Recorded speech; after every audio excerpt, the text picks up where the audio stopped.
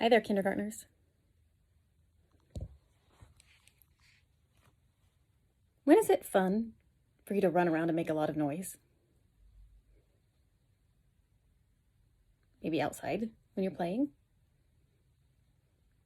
But when is it nice to be calm and quiet? When you're trying to rest? Maybe you just need a break? Has there ever been a time when you wanted to be calm, but everybody around you was being super noisy? What was that like? Was it frustrating? Did it make you grumpy? Sometimes it makes me grumpy. It's okay to do things differently, but it's important to make sure that you're doing what works for everyone. Sometimes you have to change what you're doing a little bit so it works for everybody else. That way everyone can feel good about being together. In this story, a group of friends is working on a project together, and they each like doing things differently. So as you listen to the story, pay attention to how one child is affected by everyone else's behaviors and what they do to make that work. Kayla hurried through the park as fast as she could, trying not to spill the bucket of water in her wagon. "Can I carry something?" called a friendly voice. It was Gabriel. "Thanks," answered Kayla as she handed a bag to her friend.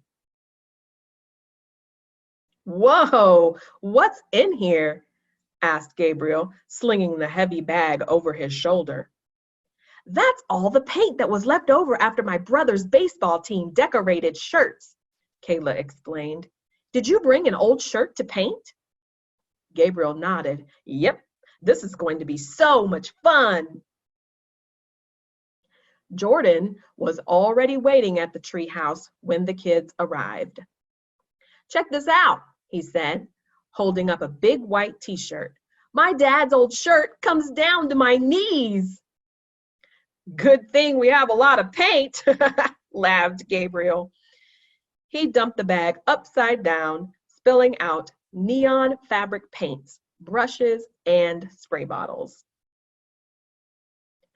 Jordan picked up a bottle of green paint and read the label. "Mix 4 capfuls of paint into a 16-ounce bottle of water." "Oh, I've done this before," laughed Kayla.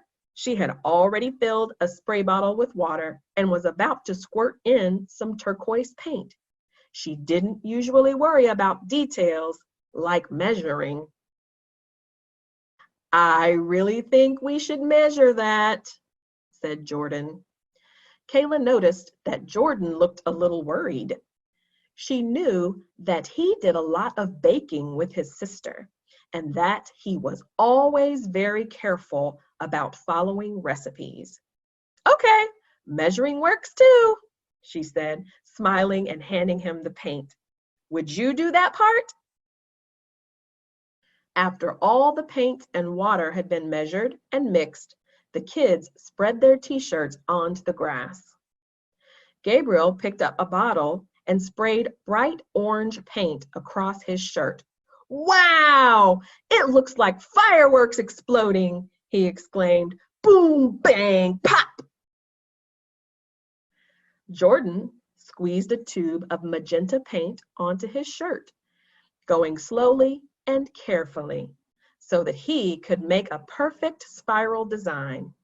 Next to him, Gabriel held a bottle in each hand and shouted loudly as he sprayed the different colors. "Crackle! Pop! Bang! Boom!" Jordan frowned at the noise and tried harder to concentrate on his spiral. "Watch out for the purple monster!" Kayla suddenly hollered, waving her arms in the air. Her hands were dripping with shiny purple paint. "Oh no, the purple monster!" Gabriel shrieked. "Don't get your purple slime on me!"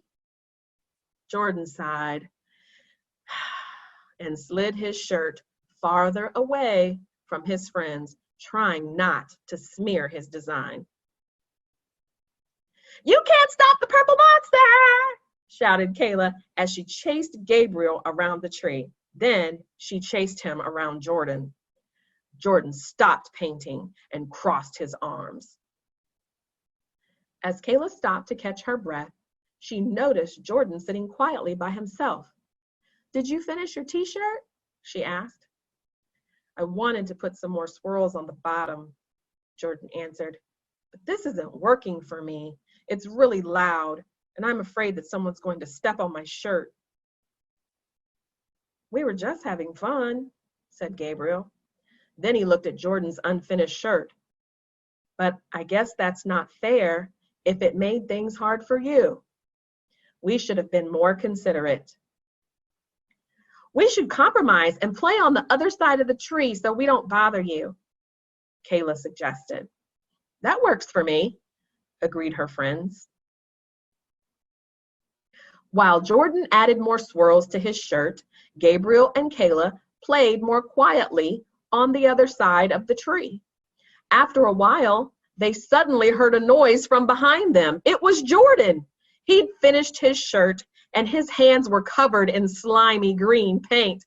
"Who thinks they can outrun the Green Goblin?" he shouted.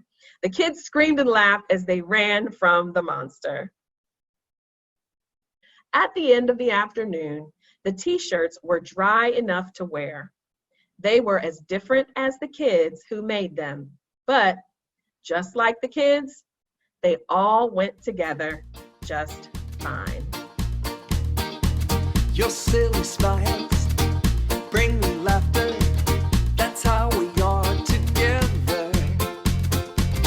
Side by side, you and I, in all kinds of weather. I feel connected, I feel accepted, I feel like I belong here. Oh, you listen to me, you hear what I say. You tell me that I'm awesome, and I feel special.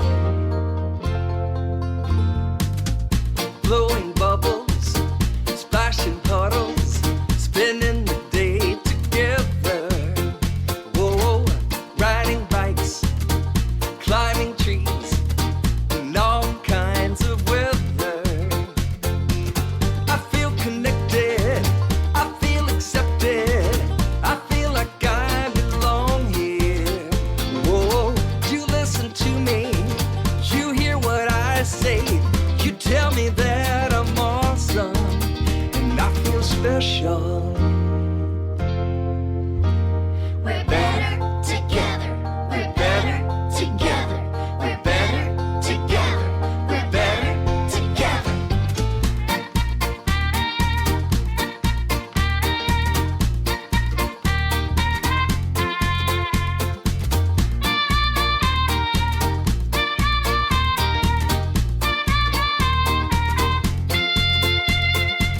I think we're better, better together. I think we're better together. Side by side, you and I, in all kinds of weather.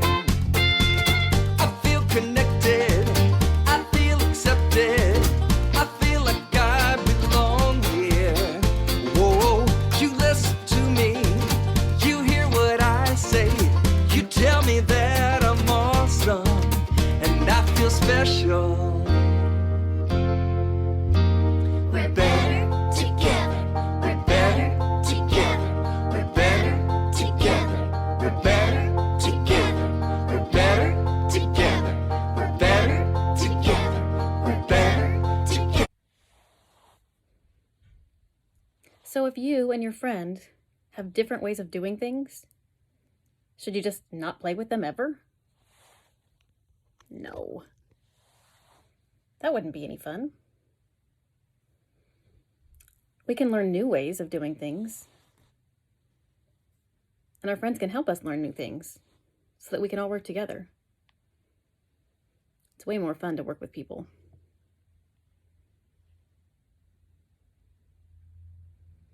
What can you say if you are working with someone else and it's not going the way you need it to go? You need to tell them how you feel. And let them know what you need different. Maybe if they're being too loud, you could say, could we just talk quieter?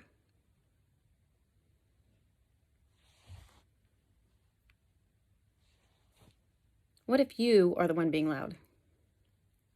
And you notice that your friends are maybe covering their ears, or maybe they're trying to get away from you and move to a different space. What could you do?